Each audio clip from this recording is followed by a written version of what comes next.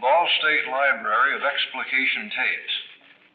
The following discussion of literature is one of a series made possible through a Lilly Endowment grant. The award was made by the Committee on Foundation Grants of the Association of College and Research Libraries, a division of the American Library Association. These grants are for the purpose of promoting more extensive and imaginative use of library resources by undergraduate students.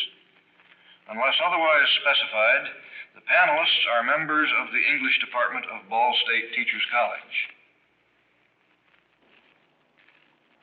The Love Song of J. Alfred Prufrock by T.S. Eliot.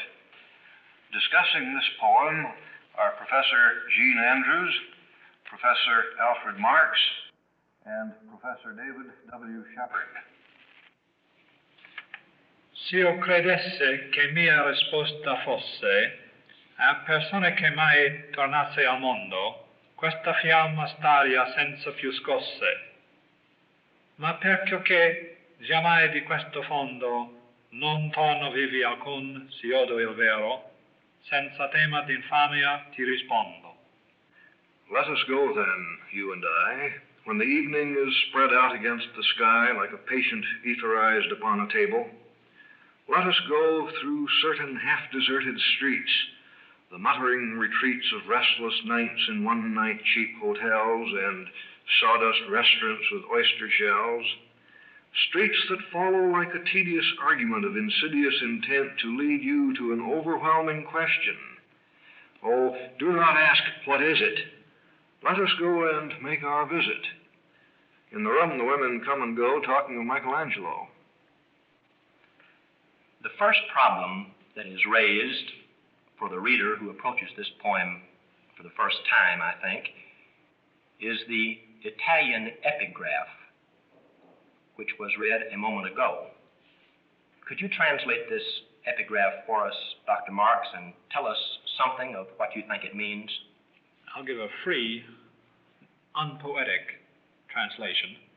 If I believe that my answer would be made to a person who was ever going to return to the world, this flame would dance no more, meaning I would not continue to speak. But because never has anyone ever returned alive from this depth, if what I understand is true, without fear of infamy, I answer you. The quotation is the words in the mouth of one of the damned men in hell who was visited by Dante, making in the first part of his Divine Comedy a kind of conducted tour of the infernal regions. He sees the torments that each one of these men is going about, and very often these men, by the way, are personal political enemies of Dante, and with many of them he actually interviews them as to why they are down here. The man whom he is interviewing here, when Dante asks him his questions, is perfectly willing to tell Dante what he has done wrong in life. Because although Dante tells him that he is going back to earth, the man simply does not believe it. So he says, well, if I thought that you were going back to earth, I wouldn't tell you a thing. But since nobody goes back to earth, and I know this from this place, I'll tell you. This, of course, has a great deal of importance in the poem, but like any epigraph, it is concerned with the whole poem. And very often it's quite difficult to pick up the meaning of an epigraph, as it is difficult to pick up the meaning of a title before one has read the whole poem. Let us look at this, however, simply and understand that the words are being spoken by a man who is in hell and who doubts that any of the words that he speaks will be used against him. Well, about all we can do at this time, then, is to keep in mind the circumstances, the context of this epigraph, and wait to see if its meaning unfolds as we read through the poem. Yes. I think that speculation is very tempting on this epigraph. And as you say, perhaps we had better let the speculation rest until we have completed the poem. Well, let's begin with the poem then. Now, Professor Andrews, I wonder if you have any idea who is Eliot referring to in the first line? Let us go then, you and I. Again, I think part of the answer will be that speculation is perhaps a little premature at this particular point in our reading of the poem. I do think, however, that it is reasonable for us to assume that the I of the poem is J. Alfred Prufrock, who incidentally is not mentioned by name in the text of the poem itself. The title, The Love Song of J. Alfred Prufrock, however, does indicate that, other evidence not presenting itself, the I is Prufrock. The you of the poem presents the greatest problem, I believe. And I repeat, I do not believe that we can decide with any certainty who the you of the poem is at this stage in the reading of the poem. But again, speculation is tempting. There are two possible choices that suggest themselves, I believe. One of them is that you is a dramatic character in the poem itself. And I think as we read through this poem, we should be looking for some character who exists in the poem itself to whom Prufrock could be speaking. The other possibility is that the you is the impersonal reader. That is, that Prufrock is addressing the reader directly, inviting him to take a trip with him. Well, it seems to me that the identity of I leaves no problem. This identity of you, much as with the epigraph, something to look forward to in the rest of the poem, then.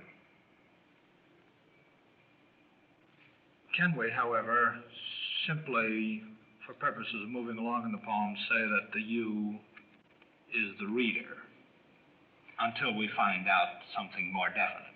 Actually, I'm not sure that it's going to make very much difference who the you of the poem is. At any rate, Prufrock is going to show someone something. Perhaps now it's time to move on to the next problem, or the next question that seems to arise, namely, where is Prufrock going? Well, that seems to be another one of the questions that must wait for an answer. We don't know. We get a description of the muttering retreats, the half-deserted streets. The speaker charts a course, so to speak. But we don't know where specifically he's going, because an emotional setting. I think it's been mentioned that this is something of a dramatic poem. Well, in this first stanza, Eliot sets the scene. But the answer, where is he going, I think he anticipates that question. And he says that all of this will lead you to an overwhelming question. Don't ask, what is it? Let us go and make our visit. We'll find out. Though, admittedly, the question may be not only where are we going, but why are we going there? All that we can tell for certain about his destination at this particular point in our reading of the poem is that he is going somewhere where women come and go talking of Michelangelo. Dr. Marks, the one thing I want to ask you about, we get something of the character of Prufrock here, and what do you make of this figure of speech, a patient etherized upon a table? This reference to the evening spread out against the sky. This In answering this, I may be able to show why things are so mysterious at the beginning of this poem, why the first stanza is so enigmatic in many ways, why he says, "Let us go then, you and I," and then skips 2 lines, or mentions 2 lines about the time before he says where we're going, and then says something rather vague about the certain half-deserted streets they're going through. The technique that Eliot is using in this poem is a technique somewhat similar to that used by Robert Browning in his poems, and many people undoubtedly are familiar with My Last Duchess, in which the Duke, while he is telling about his Duchess, very carefully Browning has him slip into his words a great many words which tell a great deal about the Duke. And this is Browning's technique, of course, in many of his poems, such as Fra Lippo Lippi and others. Now, the technique that is used by Eliot when it gets into the 20th century is called the persona technique. He picks it up from Pound, and it is a technique of using masks, we say. The author writes through a mask, and the words that come through the mask tell you a great deal about the mask itself. So the dramatic technique that Prufrock is going to use here is one of talking a great deal about a problem that he has, but while he is talking about this problem, he's going to tell you a great deal about himself. So I think this is a way that we might go about looking at the first and second stanzas to determine the things that Prufrock is saying about himself while he is making these plans to go somewhere. I think that's a very good point, Professor Marks. Would either of you gentlemen say that this interpretation might be legitimate?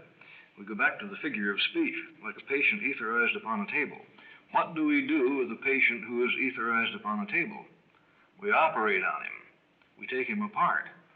And apparently, if this is going to tell us something about Prufrock, that is precisely what is going to happen in this poem. That he is going to be taken apart. We're going to find out, discover any number of details about him. They may not all fit together, at least early in the poem, but it seems to me that we're going to have a dissection of J. Alfred Prufrock.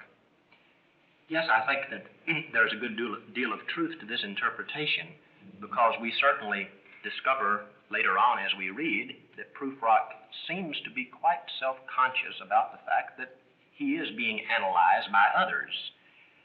In addition to this interpretation of the image like a patient etherized upon a table, however, it seems to me that this reveals something of Prufrock's subconscious mind. This particular image is an image of passivity, of lassitude. We discover that Prufrock's mind continually runs in terms of images of passivity. He does not, like Shakespeare, for instance, deal in images involving action, but on the contrary, deals in images that involve no action or very little action at all. This gives us then our first 3 lines in which Prufrock is saying, "Let us go," and then he describes the evening with these images of passivity and this image of the patient etherized upon a table ready to be operated on. Then he says, "Let us go through certain half-deserted streets." They're going to go down these streets. We recognize, after looking at the title of the poem, The Love Song of J. Alfred Prufrock, that this is a very strange kind of date that he is setting out on, if it is a date. And we wonder about these half-deserted streets that he's going to go through, these muttering retreats of restless nights in one-night cheap hotels and sawdust restaurants with oyster shells. And we see rather clearly that there's something wrong with the life of Prufrock. There's something wrong with what he desires out of life. He does not really feel, he does not say, let us go down now where the boats are along the river and sail out on the beautiful water with the moon shining above us. No, he says, let us go through certain half-deserted streets and these things. Well, if this is, in fact, a love poem, we have a rather irregular love poem indeed. I think that the people who approach love poetry, or any poetry for that matter, with the premise that we must have elegance of diction, beautiful images, may be disappointed in the first two stanzas of this poem.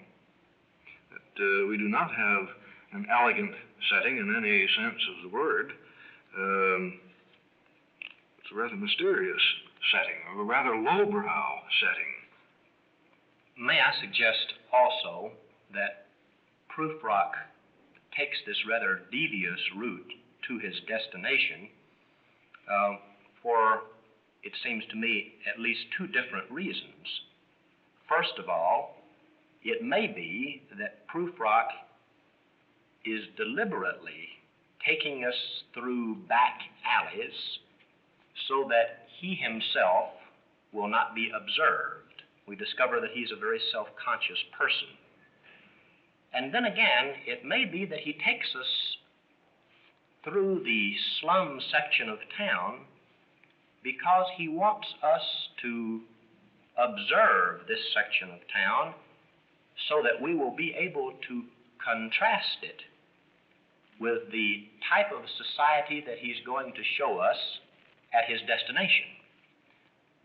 I think his destination is taken care of in a very strange manner. Let us go and make our visit. Absolutely no transition. In the room, the women come and go talking to Michelangelo. 2 lines to describe where he's going. And to go back to where we were, to your last statement, Mr. Shepard, where we see that this is a very strange love song, we recognize that there is something wrong with Prufrock. We again then look at our persona technique. We recognize that we must see that there's something wrong with Prufrock, and our problem is now, what is it? We've already discussed what he is expressing about himself in the first 2 lines, and we see in the 4th, 5th, 6th, and 7th lines that there is something pointless about his life, that he feels that his life is one that is spent in a different home every night, perhaps, living now here, now there, now another place, a kind of traveling salesman existence in which he knows no one, knows no home, and in which he is searching for something down these streets. But each street leads him to more frustration, and it is almost as if the streets are fighting with him, and the streets are carrying out with him, he says, this tedious argument of insidious intent. There is something that is evil in the intentions of the streets toward him, it seems. If I may, I would like to qualify your interpretation to this extent. Eliot or Prufrock does not say that the street has any insidious intent, or that the streets are evil.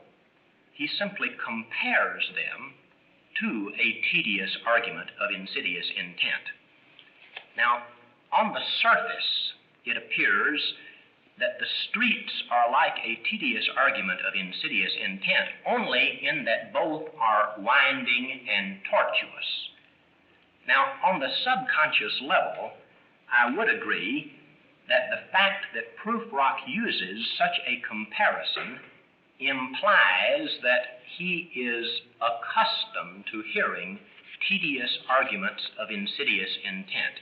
That is, that he feels frequently that those who argue with him have evil intentions. I would like to observe further that in this first stanza, as I noted earlier, he sets the scene, and he takes some time to do it. In the second stanza, 2 lines set the scene. A great economy of effort, it seems to me. Does it seem to you that he is moving into what we might call a rather lowbrow society? Women come and go, talk of Michelangelo. This refrain, I suppose we must call it, in the room the women come and go talking of Michelangelo, is used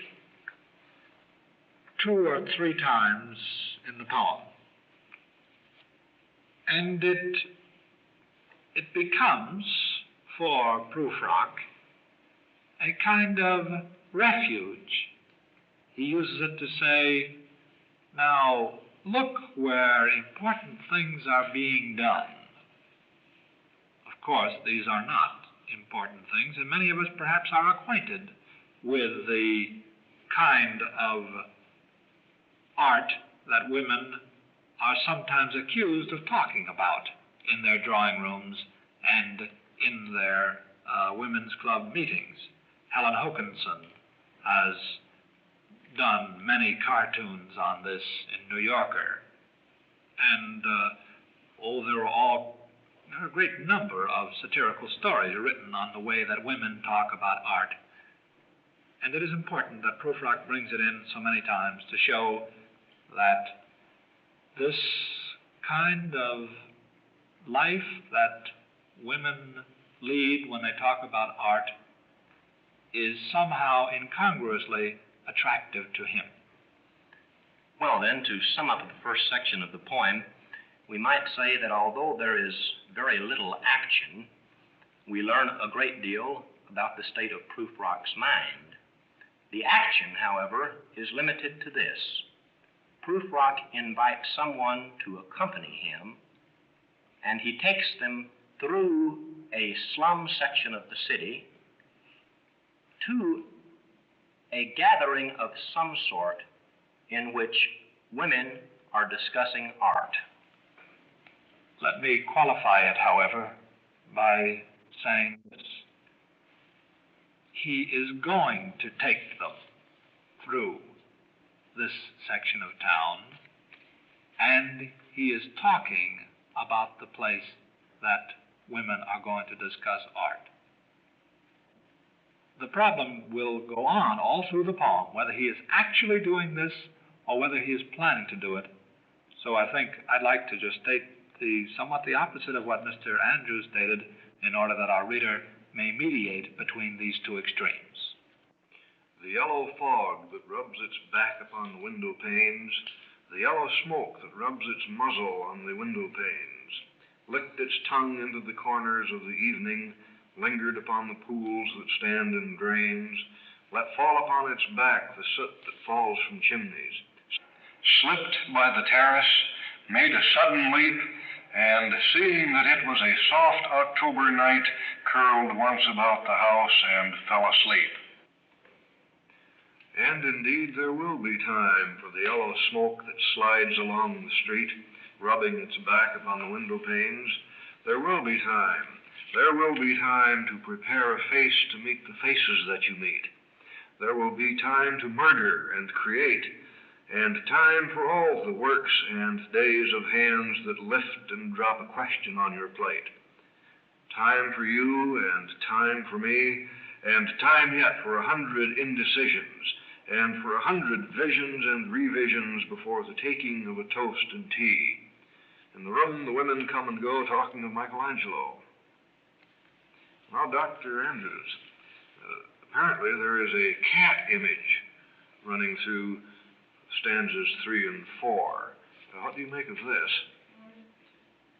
Well, I think, again, that the importance of this series of images is not so much what it tells us about the night or about the weather, but rather what it tells us about Prufrock's own psychological state.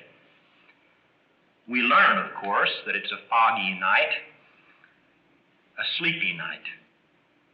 The important thing for the reader to understand, however, is that Prufrock finds himself attracted to such a night.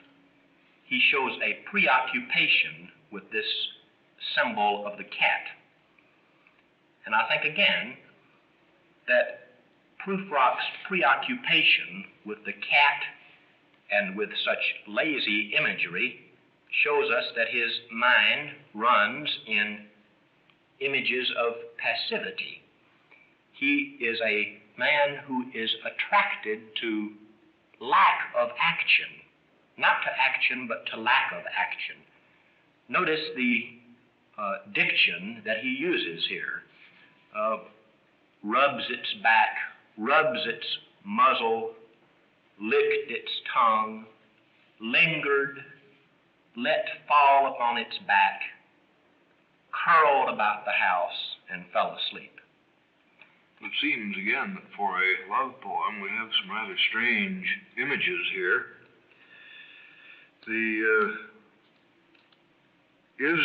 In this stanza, is Prufrock showing himself to be one who desires or likes isolation, the anonymity of the night, that type of thing? Is he seeking isolation from people, or what? I think that it's not so much isolation from people, although there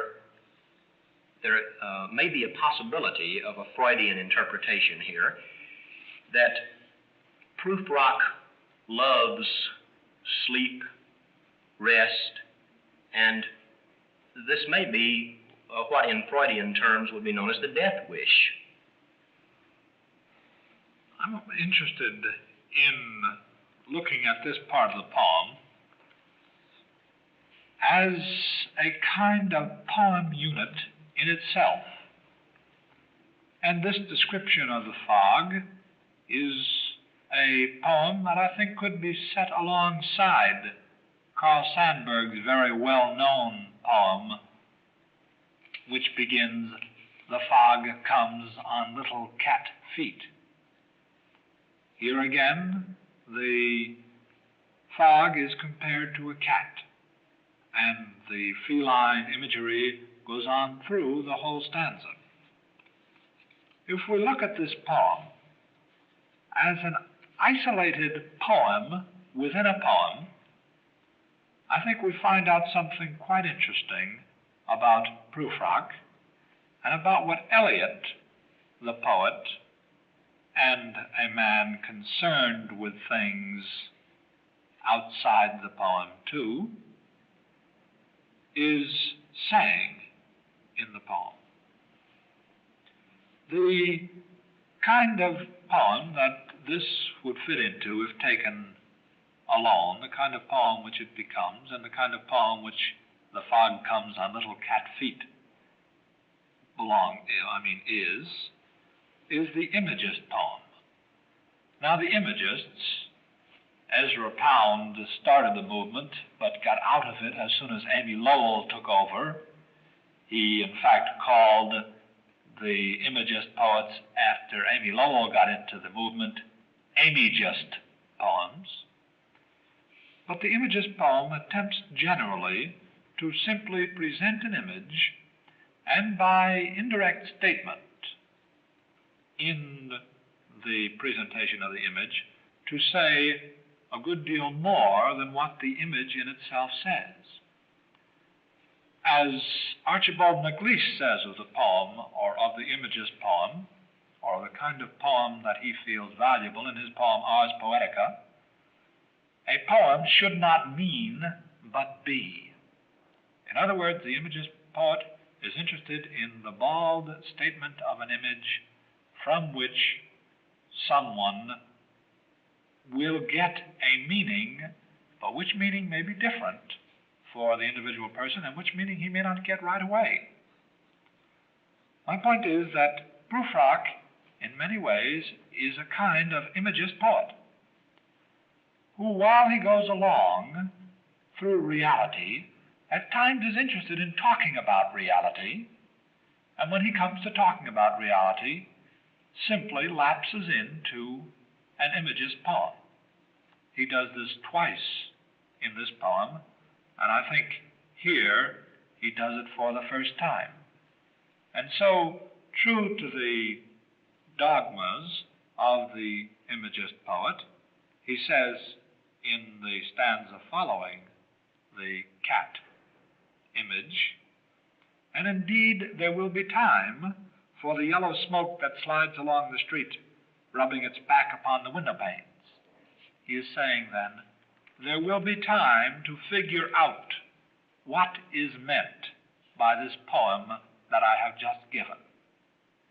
Let us not figure this out at present, and this I feel is an important part of the kind of criticism of Prufrock that is working its way into the poem, and that is that Prufrock has a way of dealing with the world that is not only insufficient, but that is philosophically unable adequately to deal with the problems of life.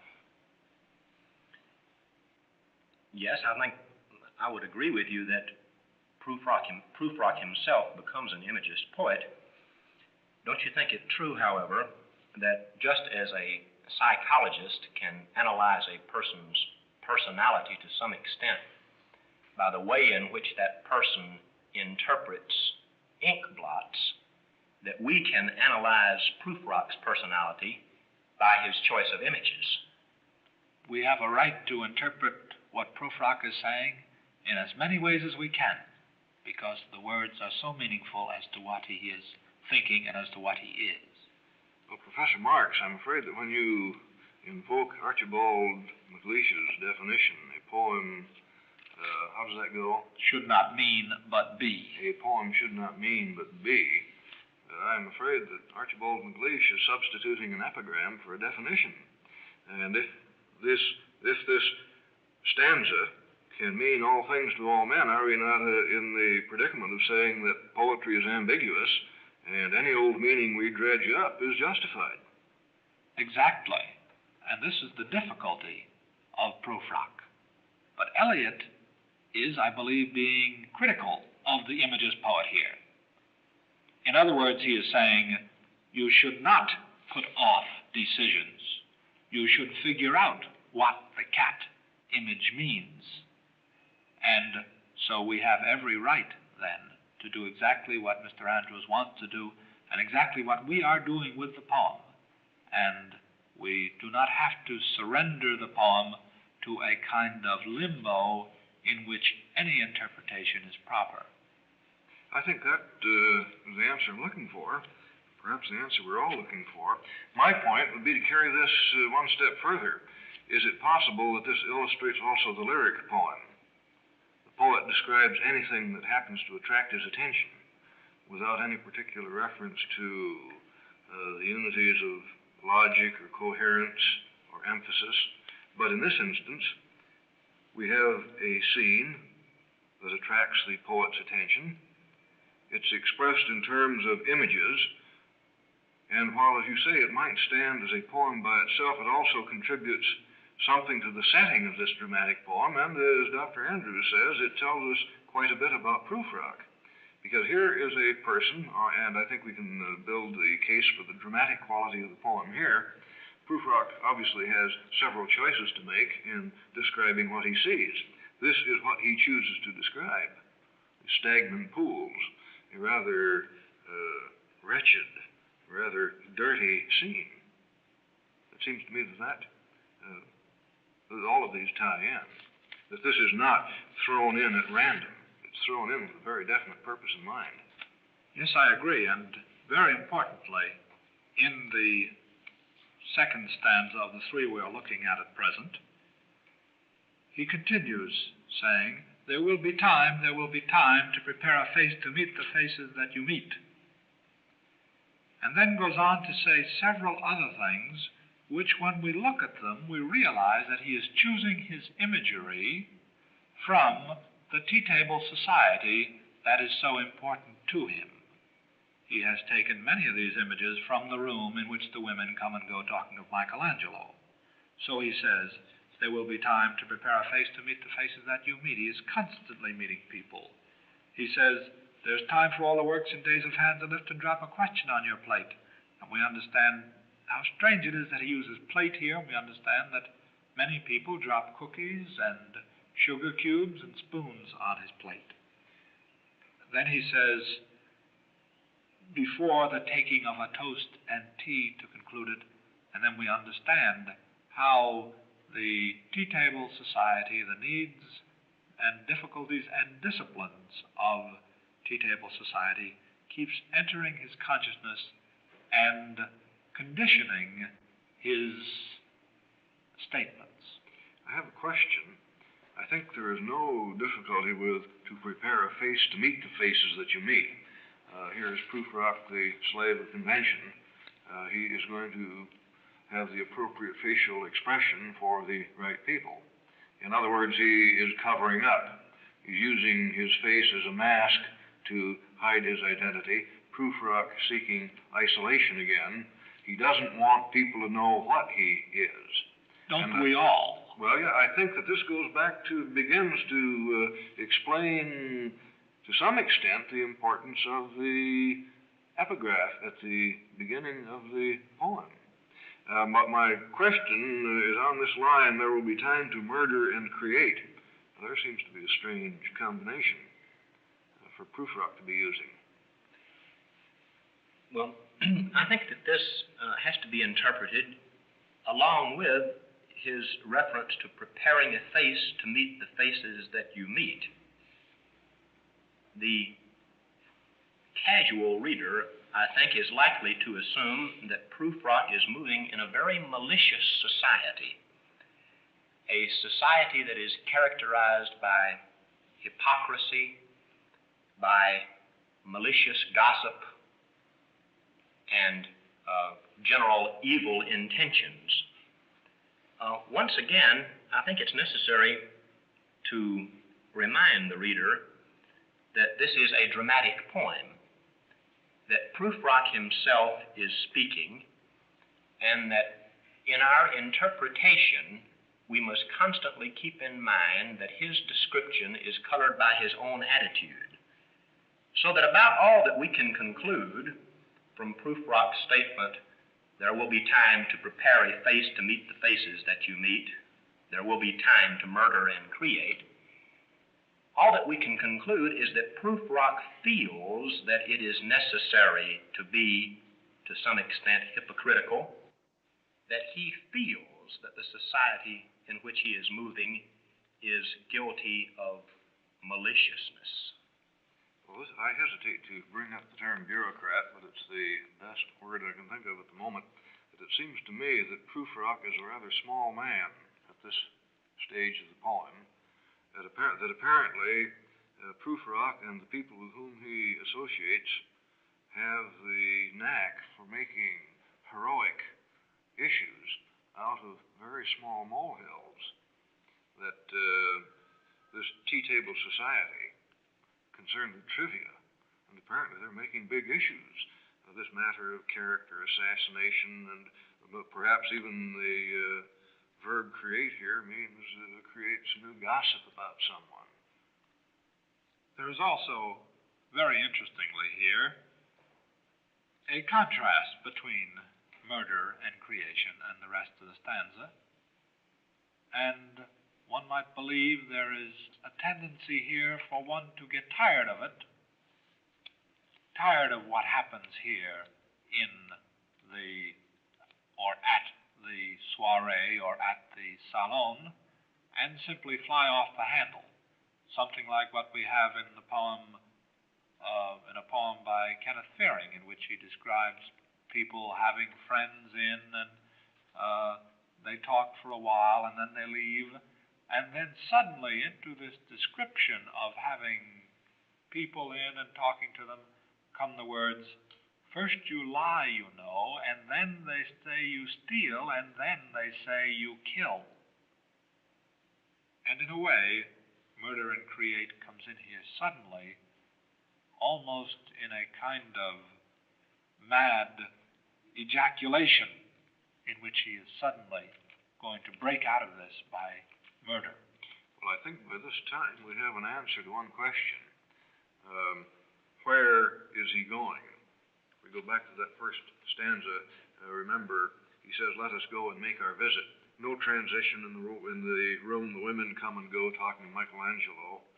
And we're gradually building up the setting of where they, or where you and I, are going. And it is also important that in this stanza we also get somewhat of an answer as to what the overwhelming question is, or why the overwhelming question is being brought in. Eliot shows us very clearly in this stanza that the thing wrong with Prufrock is that he cannot answer these overwhelming questions, and that he refuses to answer them. And so he chooses, Eliot does here, the word indecision instead of decision. Prufrock just does not make decisions. He makes indecisions. And then we have in the line after it 100 visions and revision. Vision and revision mean something quite different. A vision is something that is seen, and a revision is something that is changed. But he gives a pun here in which revision means to look at something again, but revision also means changing one's mind here, seeing something and then changing one's mind. And this helps us then to see that Prufrock here is, on the one hand, a man who does not want to make up his mind, and on the other hand, a man who would like to be in a position where, if he does make up his mind, he can change it not long afterward. Yes, the poem is full of delicate little touches of irony, too. His use of the phrase, works and days of hands that lift and drop a question on your plate, of course, is ironical. The Works and Days, I believe, is the title of a work by Hesiod, isn't it? On the virtues of honest toil. And to find it used in such a context is certainly ironical, because the society in which Prufrock moves is not characterized by honest toil. You've also mentioned or implied at least, the irony in the use of the term visions and revisions. There's something noble and grand about a vision, and the term revision implies the afterthought, the minor correction or modification. And of course, constantly, we find in this poem an irony which depends upon the contrast between the heroic way in which Prufrock speaks of the decision that he has to make, and then the reference to the trivialities that are characteristic of this party. That is, the visions and revisions before the taking of a toast and tea. So far in the poem, we seem to have a rather dull character who has the capacity for seeing himself as he is. Considerable perception on Prufrock's part. Then we conclude with, again, in the room the women come and go, talking of Michelangelo. It's something like what happens in Shakespeare's plays, in which we get the recitation of a couplet at the end of a scene, perhaps at the point where the man would draw the curtain because he had heard the couplet. Here we have the repeated couplet in the room the women come and go, talking of Michelangelo, which again is rather pointless, doesn't have to be repeated, but it simply shows how important are pointless things in the life of J. Alfred Prufrock. The Love Song of J. Alfred Prufrock by T.S. Eliot. Discussing this poem are Professor Jean Andrews, Professor Alfred Marks, and Professor David W. Shepard. And indeed, there will be time to wonder, do I dare, and do I dare? Time to turn back and descend the stair with a bald spot in the middle of my hair. They will say, how his hair is growing thin. My morning coat, my collar mounting firmly to the chin, my necktie rich and modest, but asserted by a simple pin. They will say, but how his arms and legs are thin. Do I dare disturb the universe? In a minute there is time for decisions and revisions which a minute will reverse. For I have known them all already, known them all. Have known the evenings, mornings, afternoons. I have measured out my life with coffee spoons. I know the voices dying with a dying fall beneath the music from a farther room. So how should I presume? The big problem that is posed in this particular section, it seems to me, is what is the nature of the activity, this momentous activity, which Prufrock hardly dares to perform? Well, I think that he is attending a soiree. This is the final destination. And he's hesitant, well, should I go in or should I turn back? But if I turn back, what are they going to say? Always preoccupied with what will people say about me? And perhaps he's also implying here that he is good and sick of the whole business, that it leads him to an overwhelming question, and perhaps the question most closely is, should I go on with this whole business or should I stop this nonsense? So he wonders if he should dare, whether he should really go in or whether he should simply turn back. Well, in a sense, I think that there's more involved than simply going in, however. He hesitates to go in because he has come here, or he is, if you prefer, considering making this visit for a specific purpose. He says that what he is going to do will disturb the universe, and he wonders whether he dare do this.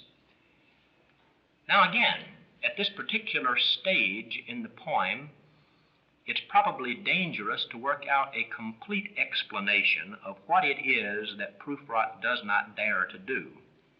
I think that we can conclude, however, that what Prufrock is planning has something to do with the people who are inside at this party, and that what he does, if he does decide to do it, will disturb their world and upset their way of life. So I would like to tentatively suggest that Prufrock is considering the possibility of trying to inform these people that their lives are futile and empty, to try to bring them to the realization that their lives are worthless and that they are, in effect, dead. The do I dare may also be, however, does he dare not to go in to this place where he has spent so many pointless hours? And the do I dare disturb the universe, as I see it, is concerned with Prufrock's whole desire to break out of this kind of trap of habit that he is caught in. And when he says, do I dare disturb the universe, he is implying that all of his life has been determined for him. He knows what is going to happen to him in the future, as he says in the next stanza, I have known them all, already known them all, have known them the evenings, mornings, afternoons. And for him now to change, to do something different from that which has been written for him long in advance, to alter his fate, will be equivalent to disturbing the universe. Note how his conceit emerges in this stanza also. I think there's something to be said for the typography of the poem, but in parentheses, he's worrying about his hair growing thin. They'll say his arms and legs are thin. But between those passages, we have Prufrock the dandy. His morning coat, his collar mounting firmly to his chin, he is dressed properly. Here is Prufrock the conformist, conforming to convention. And these two descriptions here are quite important to us, I think, dramatically. Here in this poem, we at last see somebody moving. Here, Prufrock seems to be on the stairs, and he is wondering whether he dares to either go in or turn around and go back. He imagines, however, that if he goes back, the people who are in the room or who are at the door will see his bald spot while he walks down the stairs. So then he says, my morning coat, my collar mounting firmly to the chin, that they now see him from the front, and how well dressed he is, and how his collar fits him, and how his necktie is so rich and modest, and how beautifully asserted his simple pin is. But then he says, if I'm turned now toward them, if I do walk in, they will say, but how his arms and legs are thin. Well, this is not only the first time we get action, it's also the first time we get any physical description of Prufrock. If we go back to the beginning of the poem, let us go then, you and I, we have no idea of who or what Prufrock is. He's obscured in the fog with everything else. But now I think we can identify him, if that identification is necessary, middle-aged man. May I point out that it seems to me that we're pretty close together on this interpretation. Dr. Marx believes that Prufrock's decision is whether he should go in or not. Basically, this is involved in my own interpretation. I believe, however, that Prufrock, if he does break away from this society, feels that he is obligated to make some statement of his reasons for so doing. And we see a little later on in the poem that he is bothered by how he might explain his reasons for not coming back to this ceaseless round of parties of which his life consists. I think there's one other thing, this round of parties, obviously rather tedious. And note how Eliot exploits this tedious element. We get back to the streets that follow like a tedious argument. And that is exactly what Prufrock does. Tedious in all of this detail, all of this picayune stuff that really doesn't amount to much. The word streets, then, can mean avenues of life, things which one does, pursuits of life that one carries out. Now, there's one disturbing question I'd like to bring in. At the beginning of the poem, you and I, we said that we might find out somewhere through the poem who is you. And now the question is, at no time in this poem has you appeared. It's all Prufrock, all self-centered. Apparently he's not talking to anyone, or he's only talking to someone in general. So, is there any possibility at this moment of finding any clue as to the referent of this pronoun you? I think that all that we can say is that at this point, the you has not appeared as a character in the poem. I originally posed two possibilities, and I think so far the interpretation which seems to be best supported by the poem itself is that the you is not a character in the poem, but is the reader himself. Well, now, another question. I'm not certain that we may agree on that answer all through the poem, but the next question is, where is the love song? The love song is conspicuous by its absence. I think this is the most important thing that we have to see about the love song. The next stanza, for I have known them all already, known them all, have known the evenings, mornings, afternoons, seems to be a reply or a qualification of the statement, do I dare disturb the universe? The for, in other words, meaning here because, implies that he does not dare disturb the universe because he has already seen again and again how pointless this life is and how difficult it is then for him to break out of it. And so very importantly, at the end of this stanza, we have the words, so how should I presume? Meaning, how can I assume that I might be able to do something which I am not sure that I have the power to do? The word presume, also used in the interrogative this way, is rather strange, because so frequently it is used accusing someone of doing something. He is presuming, meaning that he is attempting to do something that he has no right to expect that he is able to do.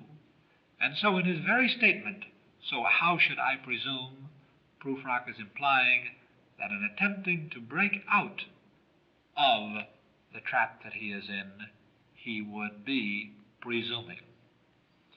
Yes, I think that just in the same way that an attorney might decline to prosecute a criminal if that criminal happened to be a former friend of his, Prufrock feels here that he is in no position to criticize, vocally at least, this group of people that form the gathering in which he moves, because he is a member of that group. It would be presumptuous for Prufrock, who after all is one of the least important members of the group, to presume to criticize that group, because criticism, according to one way of thinking at least, implies that the person doing the criticizing is superior to those whom he is criticizing. I have another question. No doubt that I've measured out my life with coffee spoons, that the line about evenings, mornings, and afternoons again reflects the tedium of Prufrock's life, the pointlessness of his life. What about, I know the voices dying with a dying fall beneath the music from a farther realm? This passage has been identified correctly, I believe, as an allusion to Shakespeare's Twelfth Night. You recall in one scene, Duke Orsino asks the minstrel to repeat a particular strain of music which appeals to him particularly because it has, he says, a dying fall. Now, exactly what the significance of the allusion is in this context, I'm not quite sure.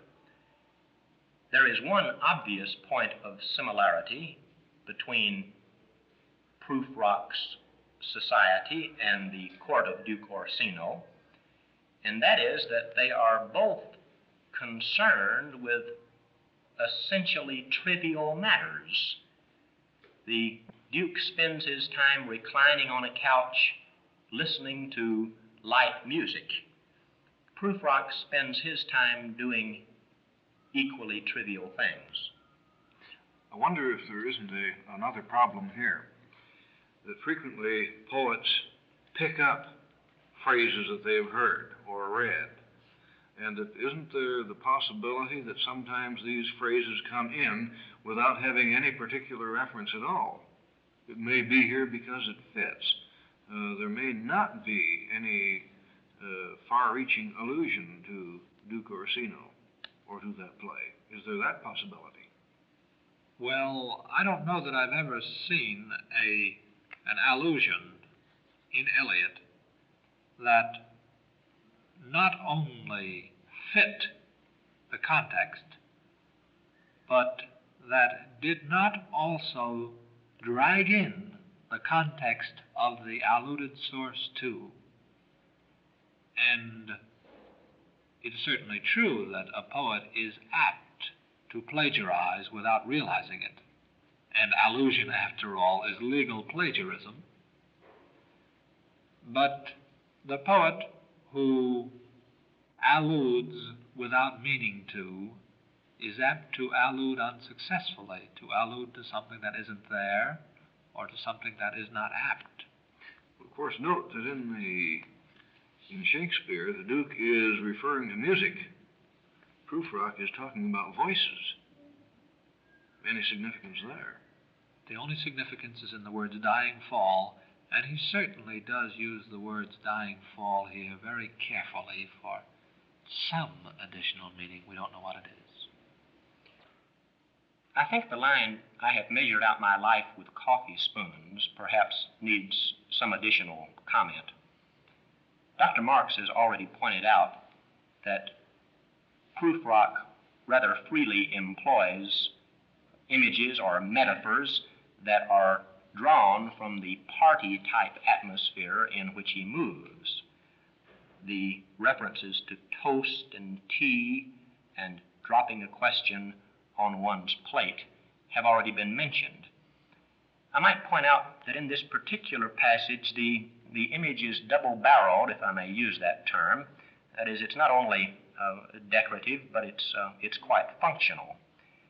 We learn from this line that Prufrock has lived in a coffee cup society, but he also tells us that he feels that he hasn't lived an intense life, but that his life has been measured out very carefully in small portions, so that he never feels that he has lived very much at one time.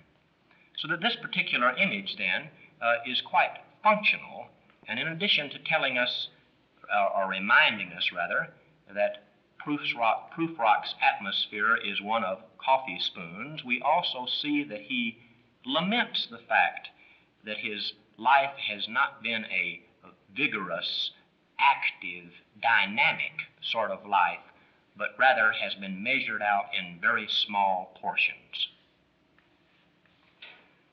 I would like to conclude our discussion of this particular portion of the poem by going back to the last lines of the last stanza.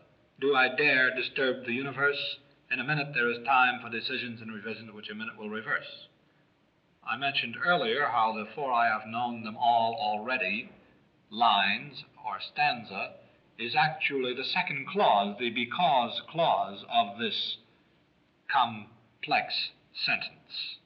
And, by the way, although very often the student doesn't realize it, the basic unit of the modern poem, and perhaps of any poem, is not the line or the stanza, but the basic sense unit is the sentence, just as it is in prose. So if we go back to look then at our main clause, we have the words, "Do I dare disturb the universe?" I discussed this already from the standpoint of its being Prufrock mentioning that he is caught, that he feels that his life is determined for him. And then the lines, in a minute there is time for decisions and revisions which a minute will reverse, states the opposite of determinism or free will. And it states that Prufrock thinks, well, that perhaps he can escape. Perhaps he does dare to disturb the universe because he can change his mind now, he can change his mind now, he can change his mind again here. He can make a decision or he can revise this decision, and in a minute he can reverse it again. And so Prufrock, here in these two stanzas, trying to make up his mind and trying to change his mind, expresses his doubt and his indecisions in this fairly striking manner in the two stanzas we've just looked at. May I add that I think at this point we begin to suspect that all of these good reasons that Prufrock relates for failing to reach a decision are perhaps rationalizations. We discover that he has a number of good reasons that he produces, but they're all reasons for the same thing, namely his failure to reach a decision of any sort. And I have known the eyes already, known them all. The eyes that fix you in a formulated phrase. And when I am formulated, sprawling on a pin, when I am pinned and wriggling on the wall, then how should I begin to spit out all the butt ends of my days and ways? And how should I presume? And I have known the arms already, known them all, arms that are braceleted and white and bare, but in the lamplight downed with light brown hair. Is it perfume from a dress that makes me so digress? Arms that lie along a table or wrap about a shawl? And should I then presume? And how should I begin? Shall I say I have gone at dusk through narrow streets and watched the smoke that rises from the pipes of lonely men in shirt sleeves leaning out of windows? I should have been a pair of ragged claws scuttling across the floors of silent seas.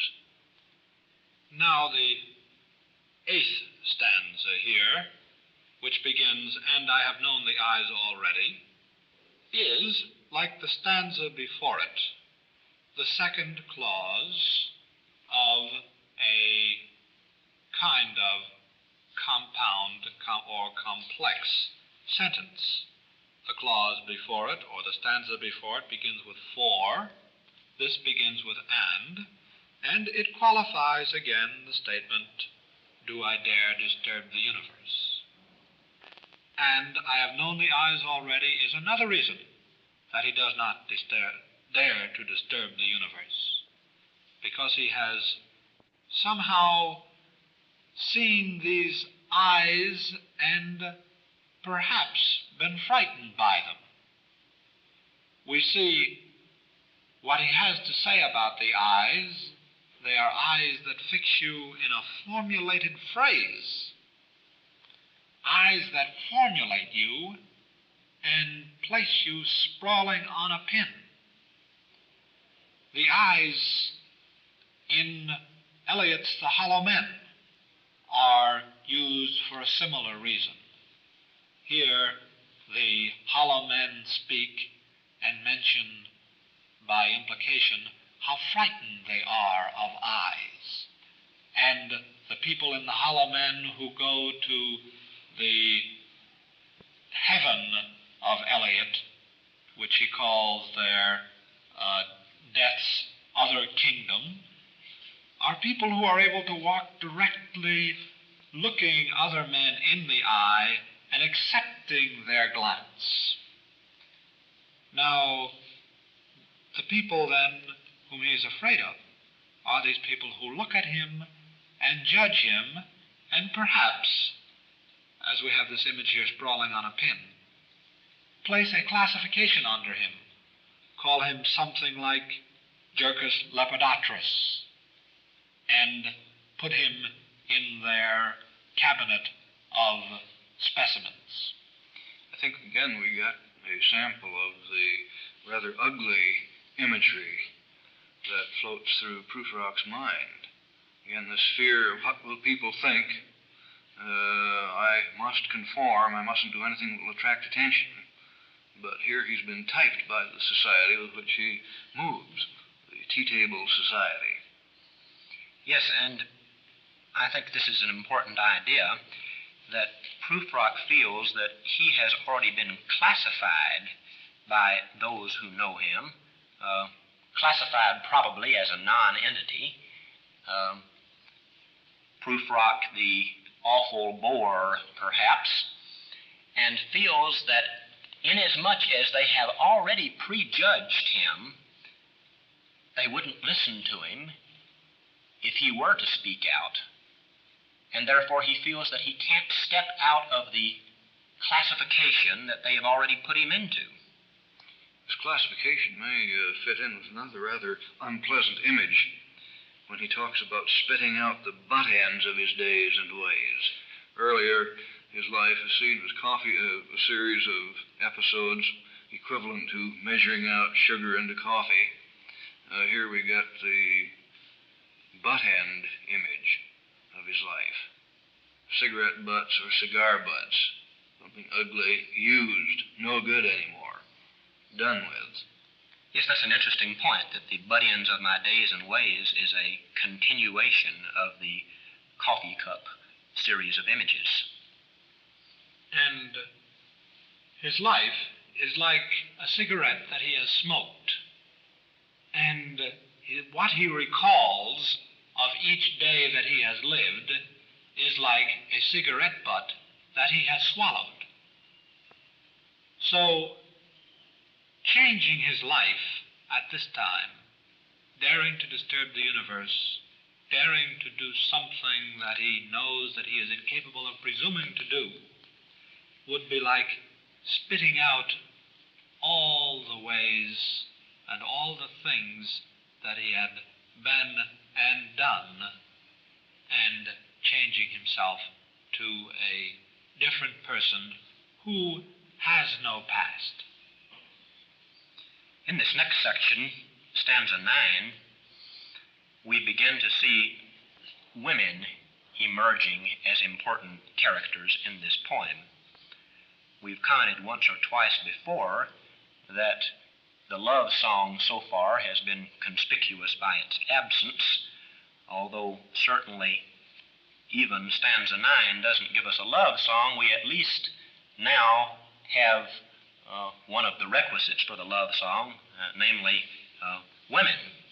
And I have known the arms already, known them all. Arms that are braceleted in white and bare, but in the lamplight downed with light brown hair. I think this is an interesting parenthetical remark. Prufrock appears to find these arms of the women attractive. He speaks of their being white and bare, braceleted, and at the same time observes with something like amazement that the arms are downed with light brown hair, which is a rather unpleasant, although realistic, physical detail.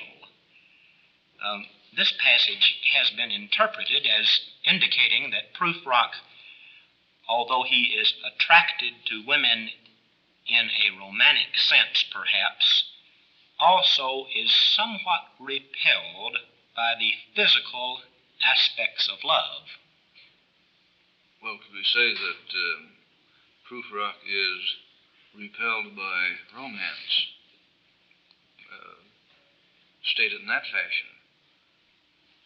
Been no romantic allusion in the poem before we get here.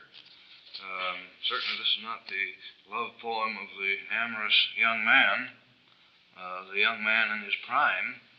This seems to be a rather morose love poem of a middle-aged man or of an old man. And Yes. what he remembers the unpleasant things, apparently. Yes, this is what is important, as I see it, about this stanza. It is, again, the fourth clause in the sentence, which we might take as beginning with, "Do I dare disturb the universe?" And in this clause, again, we have another reason for indecision and for inaction and for failure to act on the part of Prufrock. Because just as in the tea table life, where he measured out his life in coffee spoons, he has seen his life go by him so many pointless ways, and just as in the stanza before this, he has seen so many people who have classified him, here he also knows how he has failed in love. And we see in the stanza this strange attitude of Prufrock toward women. At times he is attracted to them, and at times he is repelled from them. What we would call, I suppose, in psychological terms, a kind of ambivalence. Well, at this point in the poem, we still have the question, to whom does the you refer? Now, at this point, do we dare say that Prufrock at this point is addressing a woman, or is he just talking to himself about a woman? One thing is certain, we at last have a little love in the poem. Or at least we have the issue of love brought up. Of course, Prufrock is a very perceptive sort of person and notices a great many details. In the same way, almost as Jonathan Swift noticed a great many details. As Dr. Shepard suggested, Prufrock seems to have a way of settling on an unusual number of rather unpleasant details. You may recall that when, in Swift's Gulliver's Travels, when Gulliver returned home after his visit to the land of the Houyhnhnms, he was so repelled by the very smell of human beings after living in that land of wonderful, clean horses that he could hardly stand to stay in the same house with his wife. And I think here Prufrock discovers that the physical aspects of love are a little repulsive to him, although, as Dr. Mark stated, we certainly find that his feelings are ambivalent. One other point on this stanza. Note that, and should I then presume, is not the same as, and how should I presume? And we get one other element here, and how should I begin? And how should I begin, of course, leads us into the next stanza, but very importantly, in the stanza in which it appears, he is asking the question, how should I begin to make love to a lady? Then he uses the second of our Imagist poems. I have gone at dusk through narrow streets and watched the smoke that rises from the pipes of lonely men in church sleeves leaning out of windows. He says, shall I say this? The Prufrock, in this position, is wondering if this particular art of his, this particular skill which he has worked with so carefully, and the Imagist poems in this, the two, are quite lovely poems, whether this skill will win the heart of a fair lady. Note again that with this Imagist poem, we get an image of loneliness. Apparently, why did Prufrock notice that these were lonely men? Why poverty-stricken men? Why in this particular area of the city? We get this matter of loneliness appearing again, and when Prufrock contemplates saying something, whatever it is he contemplates saying tells us quite a bit about Prufrock. Of course, I realize that it's difficult to reach any very definite conclusion about exactly what Prufrock is considering saying. I think that we have to take stanzas 7, 8, and 9 as one unit, however. He keeps asking, how should I presume? Remember that in stanzas 7 and 8, there have been no women mentioned at all. I think that this amazing declaration that Prufrock is considering is one that does not directly involve women. He brings the women in simply in order to show why he is unable to make the declaration. That is, he says that he has known the society, the evenings, mornings, afternoons. He's known the eyes, and he's known the arms. That is, apparently, he has found himself involved with the women of this society, too. Therefore, being a member of this society, he says, how can I presume to hold up, as it were, a mirror so that it can see itself as it actually is? And even if I did dare to presume, how would I begin to hold up this mirror? Seems to me that Prufrock spends much of his time feeling sorry for himself in this image and identifying himself with the lonely man. And he certainly feels sorry for himself in the stanza in which he says, I should have been a pair of ragged claws scuttling across the floors of silent seas. He certainly recognizes how futile it would be to say these things to a lady, and regrets quite sincerely the fact not only that he should have been born, but that he should have been born a man. May I point out another possibility of the significance of the passage beginning, shall I say, I have gone at dusk through narrow streets and watched the smoke that rises from the pipes. It appears to me that what Prufrock is doing in this particular image is to use the material, the raw material that we have already been introduced to in the very first stanza of the poem. That is, Prufrock deliberately takes us through a slum section of town, half-deserted streets where there are sawdust restaurants with oyster shells, the other side of the tracks. And now, as he considers how he can begin to break away from this society and to explain to them why he must break away, he thinks that one way of beginning would be to tell them about what life out in the world is actually like. Because we see that the sort of circle in which Prufrock moves is an artificial type of existence, a hothouse society, where human passions are really not involved to any extent.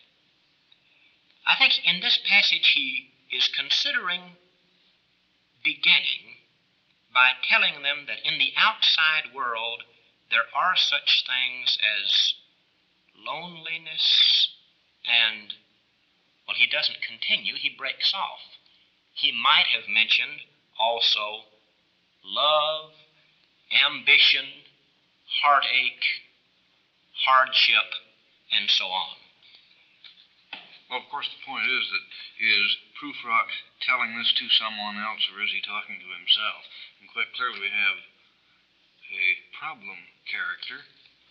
He feels sorry for himself. He wants to be isolated from the world. He wants to get away from it all. At the same time, we have the J. Alfred Prufrock, who is in his proper morning coat, high collar and tie, with a modest pen. We have Prufrock the conformist. We have Prufrock, the man who wants to get away from it all. And a slight hint of a persecution complex. So we have a man who, I hesitate to use the word neurotic, but I think that is a fairly accurate description of J. Alfred Prufrock at this point. At least. I think that we also might point out that Prufrock is not necessarily talking to anyone at this point. Notice that he doesn't say, "I have gone at dusk through narrow streets." He is simply considering the possibility of saying this to someone. And then, in the process of building up this beginning of his explanation, he breaks off in what I take to be a gesture of disgust. That is, I am a contemptible object by contrast with this vigorous sort of life in the outside world. I would have been better off had I been one of the lowest forms of life. And going back to the patient etherized upon a table, here again he would like to be the crab, down under the sea, in the warm, silent seas, walking backward as no man ever would want to do. The Love Song of J. Alfred Prufrock by T.S. Eliot.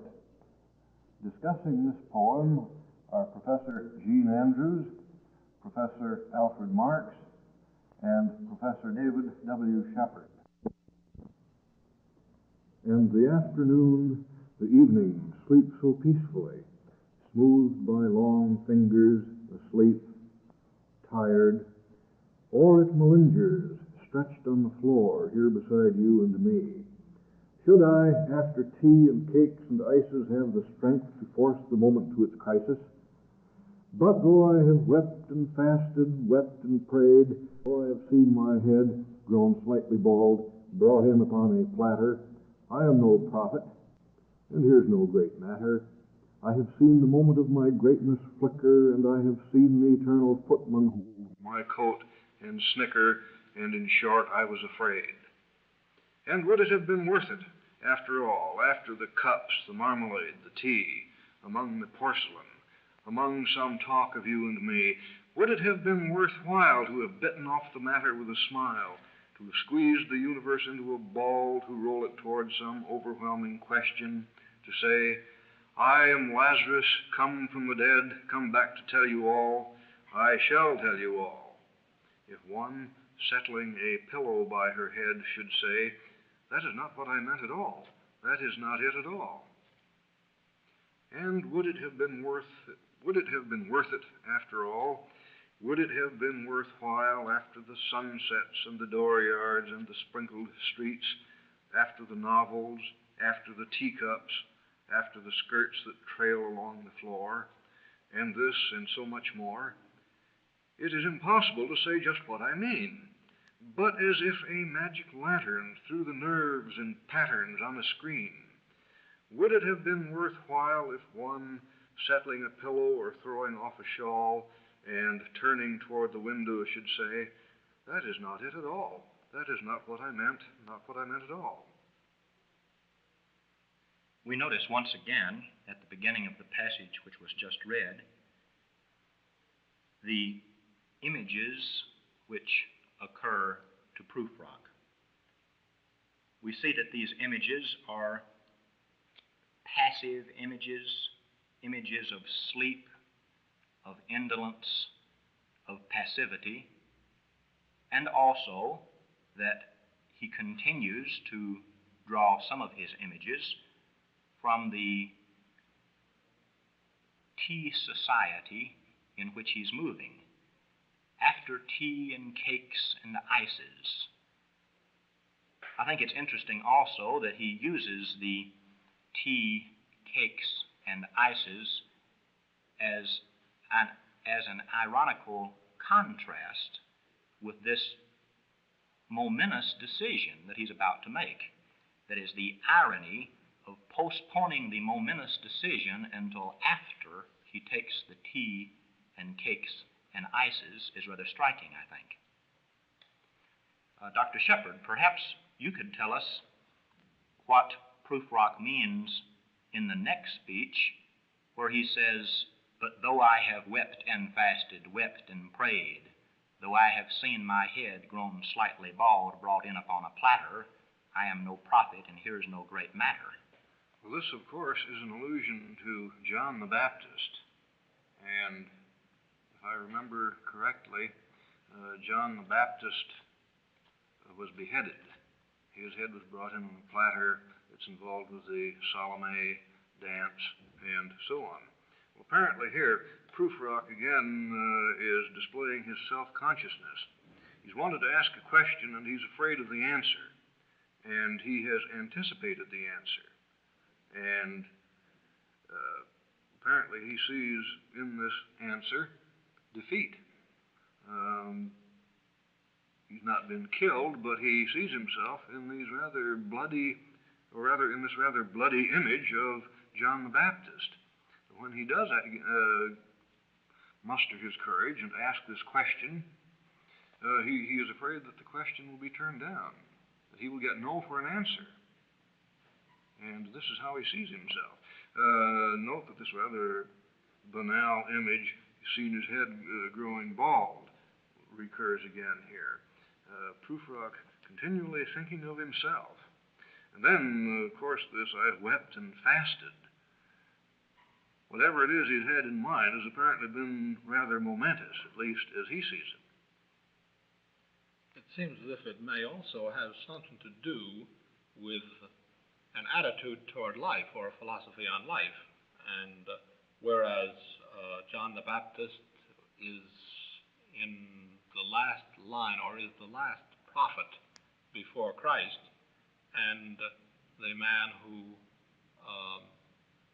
informed people about this new prophet or Messiah to come and had the courage to do it, Prufrock doesn't really have the courage to make any statement of that kind.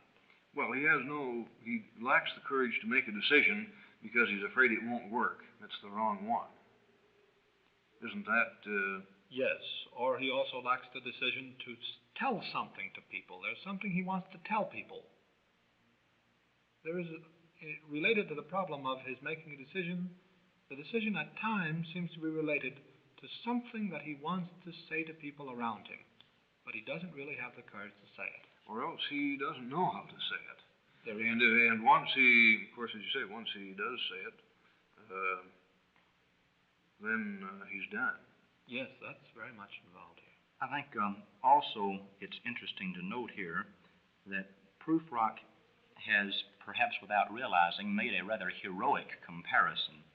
As you just suggested, he has compared himself to a great prophet.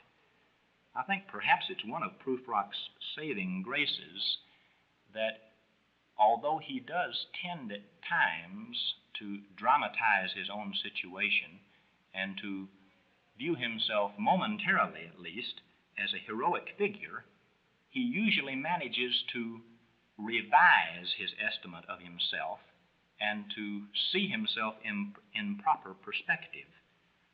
Here, for instance, he begins, "Though I have seen my head grown slightly bald." He remembers that if he were put in the position of John the Baptist, his head would be bald. "Though I have seen my head grown slightly bald, brought in upon a platter, I am no prophet, and here is no great matter." That is, before we have a chance to criticize Prufrock for making a rather pompous comparison, he corrects his estimate of himself.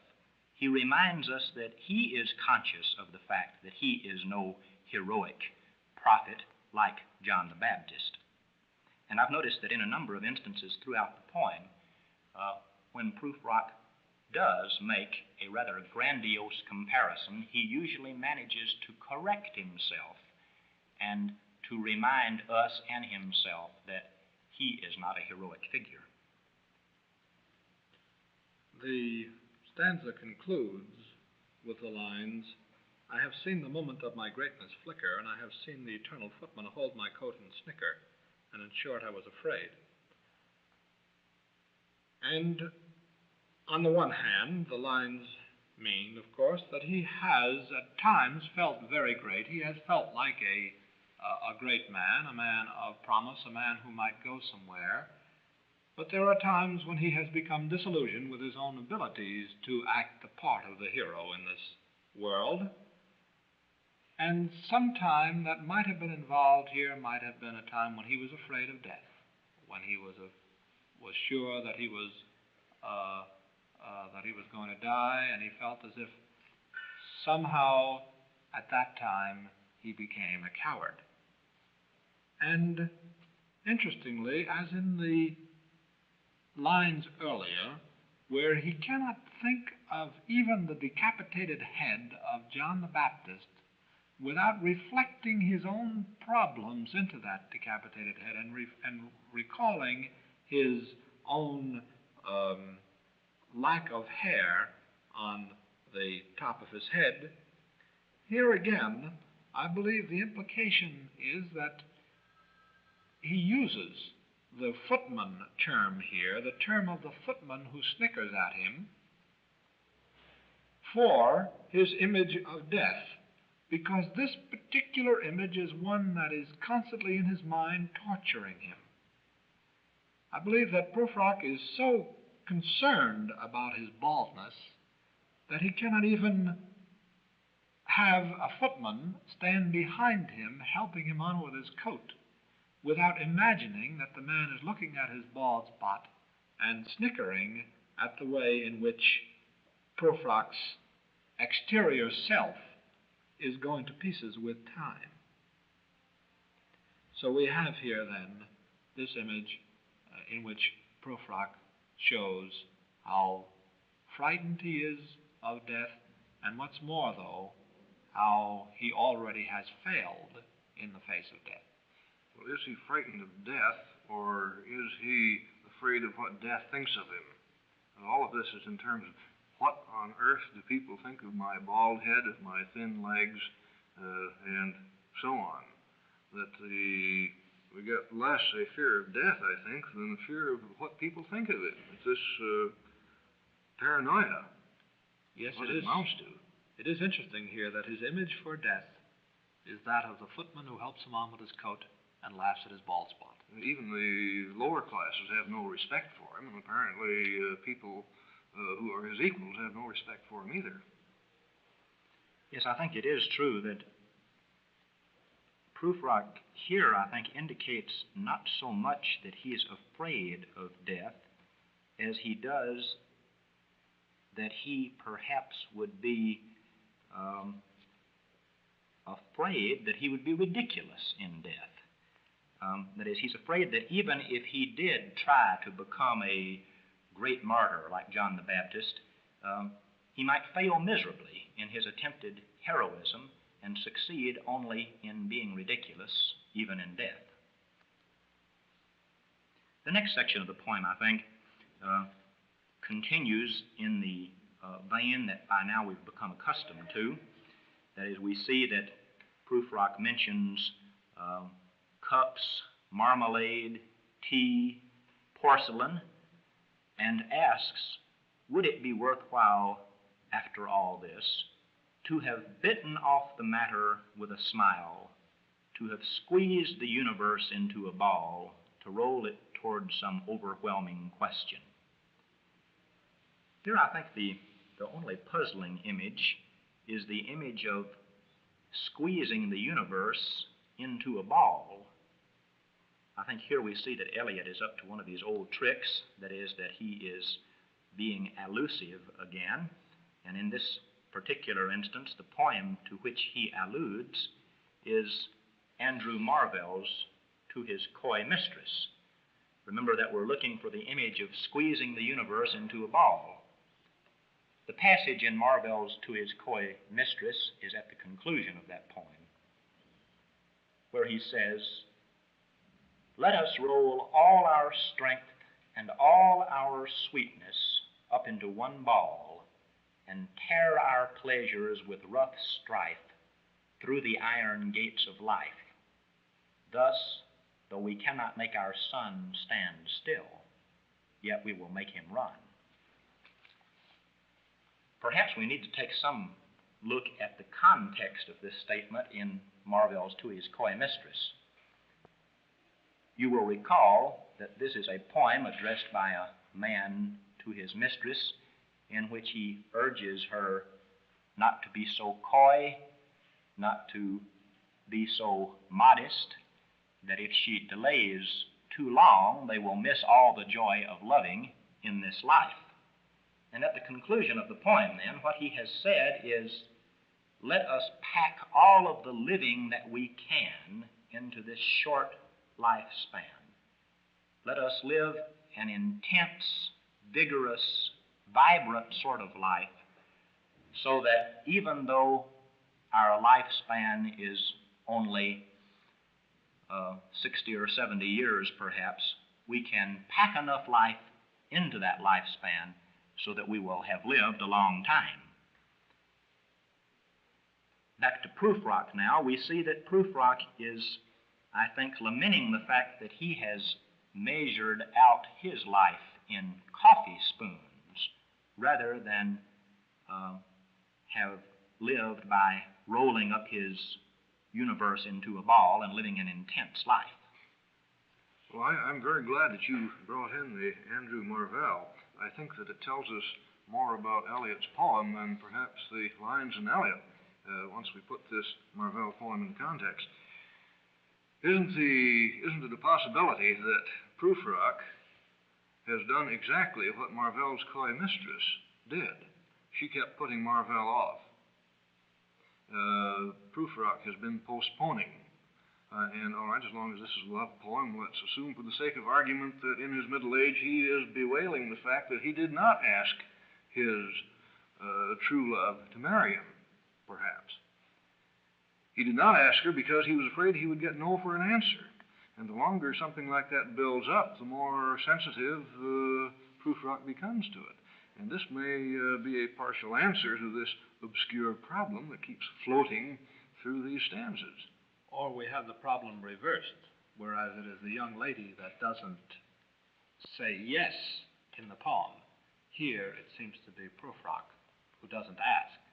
Well, he keeps postponing the asking. The line, to have squeezed the universe into a ball, brings us back to another point earlier in the poem, in which Prufrock says, "Do I dare disturb the universe?"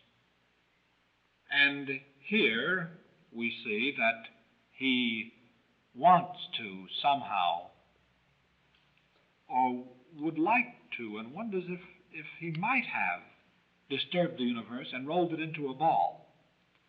Now, as before,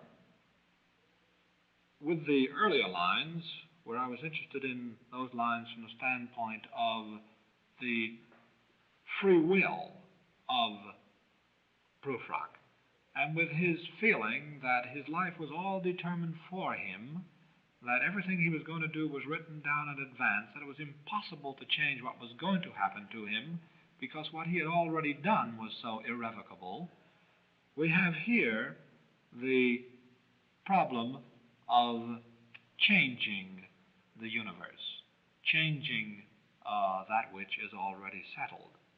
So, in that respect, I believe that we have here again, on Prufrock's part, the statement as to whether it would have been really worth it had he gone ahead and attempted to carry out something which is clearly not within his province to carry out, because his future had so long been determined.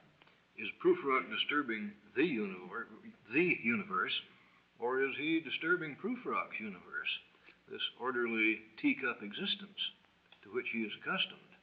If he asks the question, it may very well upset his universe. This is what is so ironic about the entire situation, to where he assumes that if he disturbs the teacup universe about him, he will disturb the whole universe and bring it all crashing down around his ears. Something else that I think perhaps needs some comment. I notice that I believe both of you have been referring to asking a question. I would like to suggest that when he refers to this overwhelming question, he may be using the term question as synonymous with issue. That is, we have no indication that Prufrock is going to ask a question. He's going to bring up a question in the sense of bring up an issue, I think. Yes, this certainly fits in, then, with the next lines referring to Lazarus. Yes, the Lazarus image here, I think, is likely to be misinterpreted in that when most people think of Lazarus, they think of the brother of Mary, who was brought back to life by Christ. In this particular instance, he seems to have in mind another Lazarus in the Bible, one who appears in Luke 16, 19 to 31. Lazarus, the beggar who lay by the rich man's door and who begged for crumbs from his table, but was refused those crumbs. After Lazarus and the rich man died, Lazarus went to Abraham's bosom, and the rich man was suffering in hell. And the rich man, I believe, asked if Lazarus might be sent to him in order to wet his lips, and was told that such an arrangement could not be effected.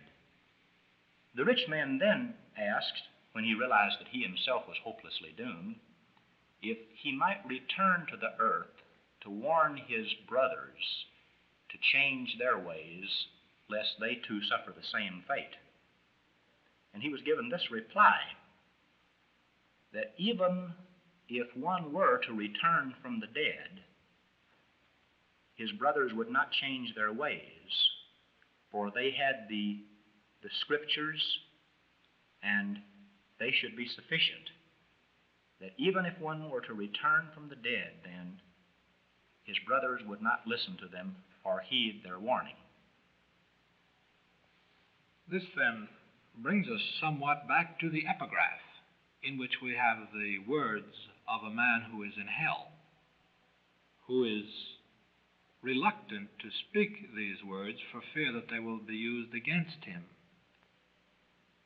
not believing that the man is actually going to be able to go back to earth to give these, or to tell people about what this man has done. This then fits its way into this particular context very well.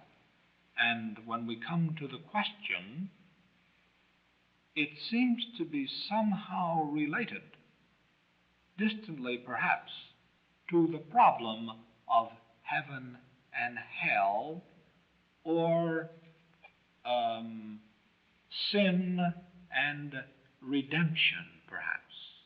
It is certainly related to the problem of what one's attitude toward life and toward perhaps death should be.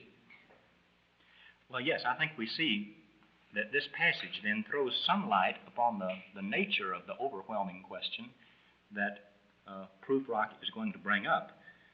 Although we still perhaps cannot tell very definitely what he's going to say, clearly enough he does plan to say something that he hopes will lead these people to change their way of life.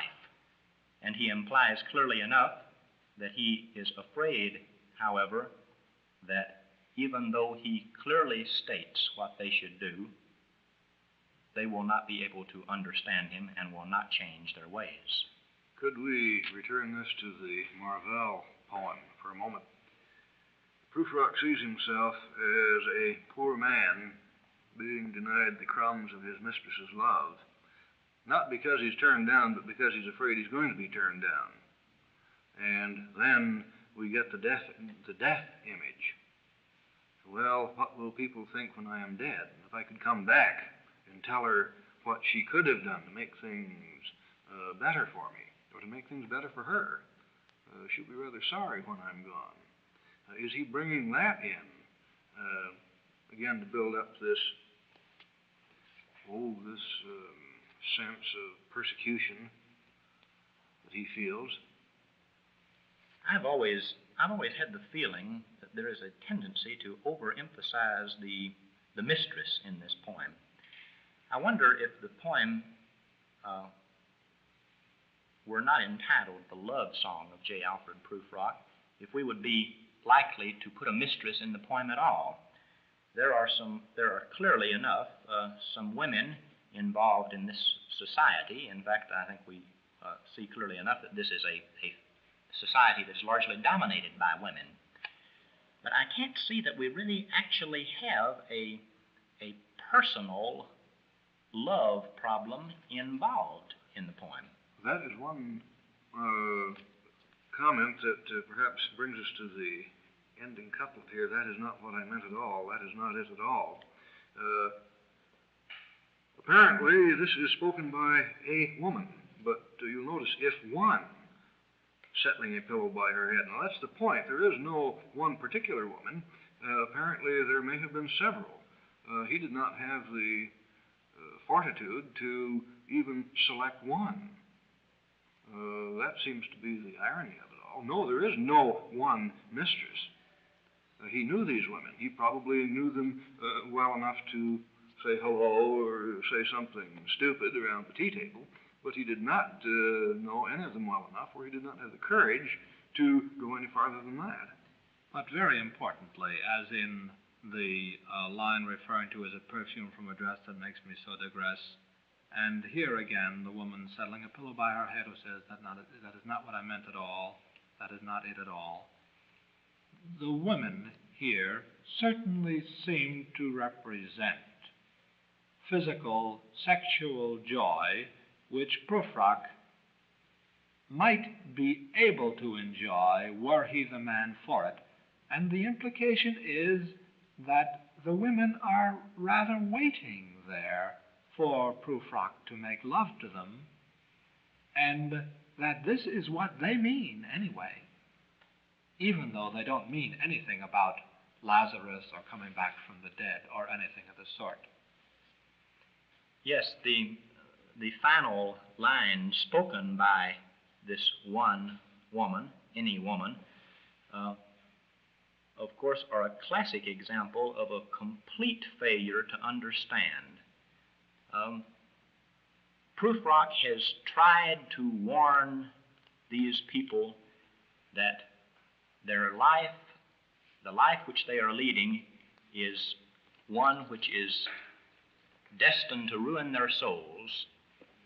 And apparently the woman has understood by Prufrock's speech that he is referring to something which she had previously said, and consequently answers, that is not what I was talking about. Well, ironically, of course, Prufrock did not mean to be referring to anything which she had been talking about. So that these two lines then indicate a complete breakdown in communication, a complete failure to understand. The next stanza, beginning, and would it have been worth it after all, would it have been worthwhile after the sunsets and the dooryards and the sprinkled streets, is a repetition of a question that had been asked in the previous stanza, and would it have been worth it after all? Here, of course, Prufrock is asking himself whether it would be worthwhile even if he could possibly succeed in communicating with his companions. Would it have been worthwhile, knowing what I know, to have tried to put across this point? I think the allusion to sunsets and dooryards and sprinkled streets is clearly enough an allusion to the outside world, the world that Prufrock has encountered in his walks to the parties. but clearly enough not a reference to the sort of life which is characteristic of the tea-table society in which he is moving. Notice that he breaks off and says, "It is impossible to say just what I mean," and then poses a curious problem about a magic lantern. Dr. Marks, could you tell us what he means by this next passage when he says, "But as if a magic lantern threw the nerves in patterns on a screen, would it have been worthwhile?" This brings us back to the problem of communication in the poem.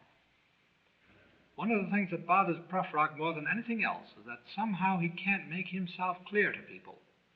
Even if he does have the courage to say something to someone, he is afraid that that person will say, "That is not it at all, that is not what I meant at all."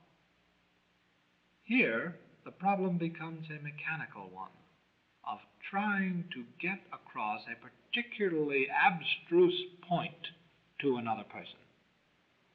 So he imagines what it would be like if he were able to take a particularly difficult thought and figure out exactly what nerve endings the human being that he is speaking to would have respond to the thought when it had been expressed. So he said, "Now let us say I want you to feel joy. I would then take the pattern of nerve endings in your medulla oblongata, perhaps, that experience joy, place a pattern of these on a screen, and then point them out to you, and maybe if I pointed them out to you clearly, you then would feel the particular joy that I wanted you to feel." Now he's saying, if I could say what I mean by having this very difficult thought all worked out by nerve endings, and then plugged in the magic lantern, showed the patterns on a screen, and had the person, like a person in Huxley's novel Brave New World, feel the appropriate emotion or understand the appropriate concept that I'm trying to get across. This, Prufrock thinks, would be a way that he might make himself clear. Your interpretation is an interesting one. I had always thought of this magic lantern as projecting not the nerve system of the person to whom Prufrock is speaking, but rather Prufrock's own nervous system, so that he could show them exactly what nerves were stimulating his speech and thoughts, and in this way he might succeed in communicating with them. Yes, and then in order for them to understand, they have to superimpose this nerve pattern on their own nerve pattern, and then there has been full communication. No, I am not Prince Hamlet, nor was meant to be. Am an attendant lord, one that will do to swell a progress, start a scene or two, advise the prince, no doubt an easy tool, deferential, glad to be of use, politic, cautious, and meticulous, full of high sentence, but a bit obtuse, at times indeed almost ridiculous, almost at times the fool. I grow old, I grow old. I shall wear the bottoms of my trousers rolled. Shall I part my hair behind? Do I dare to eat a peach? I shall wear white flannel trousers and walk upon the beach. I have heard the mermaids singing each to each. I do not think that they will sing to me.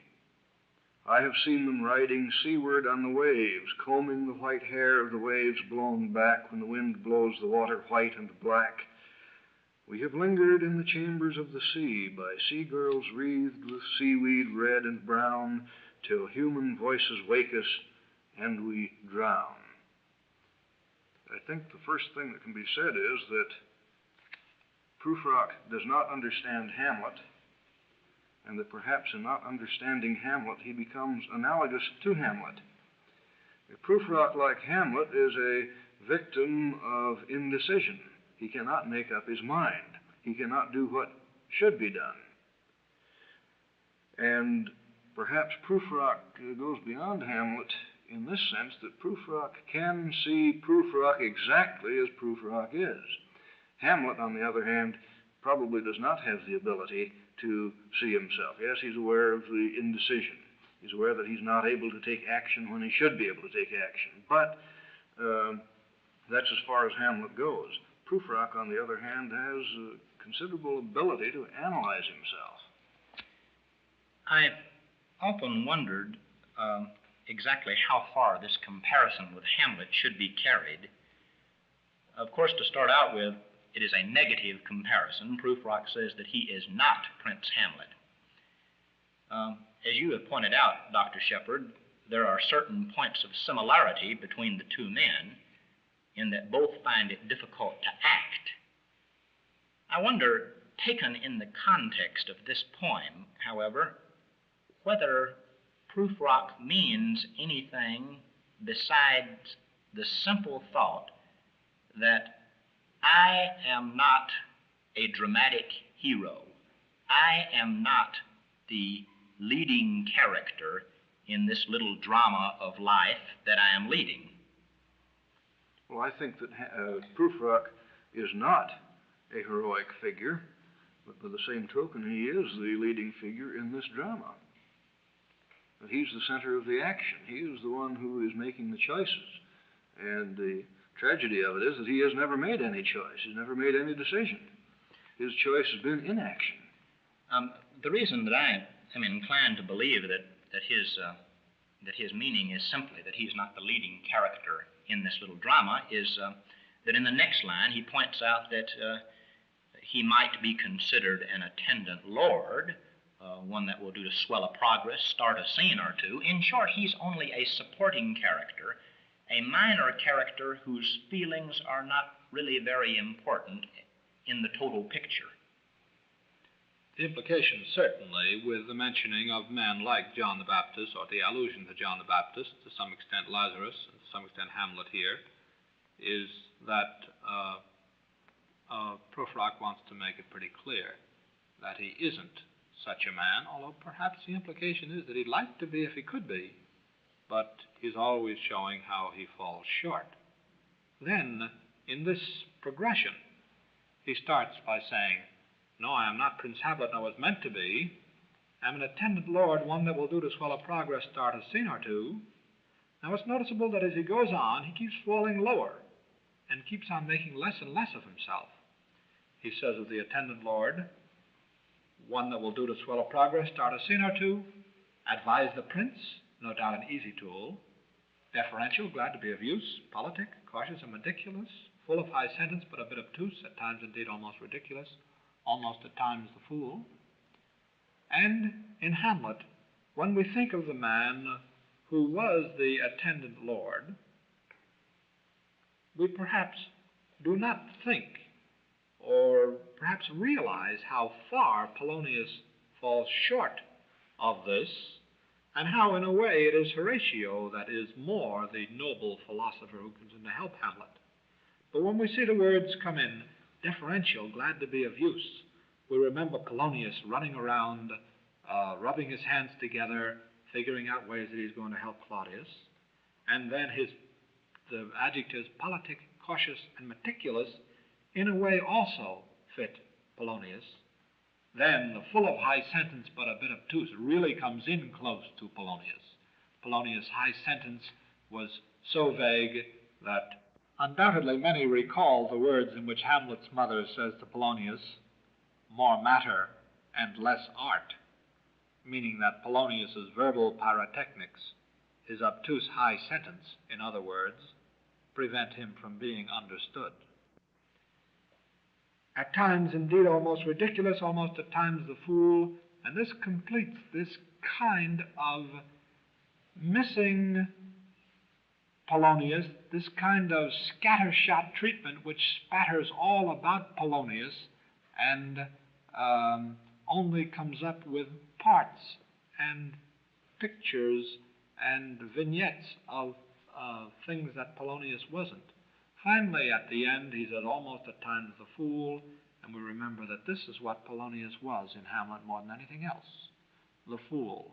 Certainly in the Olivier Hamlet, any groups of students that I've ever been with in viewing the Olivier Hamlet, they laughed more at Polonius than they did at anything else in the play. I have one question.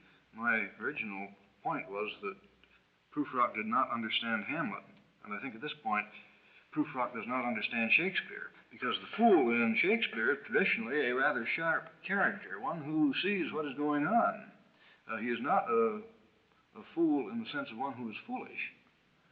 Certainly, as Prufrock identifies himself with Polonius as one who is a little bit old and in his dotage, he may be more or less accurate, but I don't think that Prufrock has an understanding of the fool in the sense that the fool occurs in other Shakespearean plays. Well, it's certainly true, though, that Shakespeare's characters don't understand the fool either. They think he's a fool, even though the king, King Lear, let us say, understands better. Notice that in the remainder of the poem we have a conspicuous lack of transitions, and the next stanza is this rather curious one about wearing the bottoms of my trousers rolled. Yes, I think, although these lines have been interpreted in a number of different ways, I believe that the best explanation of it is perhaps the simplest, namely that Prufrock is to the very end still the fashionable fop. If we remember that this poem was written in 1917, I believe, this was the time when cuffed trousers were first becoming fashionable. And so we find that even as Prufrock grows older, he is preoccupied with this idea of dressing in the height of fashion. And in the next section, we see this preoccupation continued. Shall I part my hair behind? Do I dare to eat a peach? The mention of Prufrock's hair reminds us, of course, that about the bald spot in the middle of his head. Perhaps he's concerned about parting his hair in such a way as to conceal his bald spot, or perhaps his indecision is simply a natural indecision at considering changing his hairstyle. The "do I dare to eat a peach" is another self-conscious reflection about what type of behavior would be acceptable in his society. A peach, of course, is quite difficult to eat in a dignified fashion. And I think here Prufrock, and it's rather pitiful in a sense, that even the mere act of eating a peach becomes a matter for great concern and deliberation on Prufrock's part. It seems to me that at this stage the poem becomes rather chaotic. In this sense, there's a number of ideas are coming in at once. There's no orderly transition from one idea to the other. You're worrying about eating a peach. He's going to wear white flannel trousers. Again, Prufrock the dandy. And then I have heard the mermaids singing each to each. All of a sudden, from nowhere, this romantic allusion. The mermaids, I suppose, symbolizing some sort of otherworld existence. Certainly the matter of love brought in again. And then this one line, completely isolated, I do not think that they will sing to me. Prufrock completely cut off from this romantic world, the world in which he would like to live. Yes, don't you think we could also say that the mermaids are typical of this intense sort of existence, the existence that he's alluded to before in speaking of squeezing the universe into a ball? The mermaids represent an intense, fresh, free sort of life. And Prufrock, I think, indicates here that he has heard the mermaids singing, that perhaps he's even seen them, but that they are not a part of life which he can join. One thing we might note here, that this imagery that is brought in, we're no longer in the slums. We do not have the dirty streets, the tenements, the old men smoking their pipes.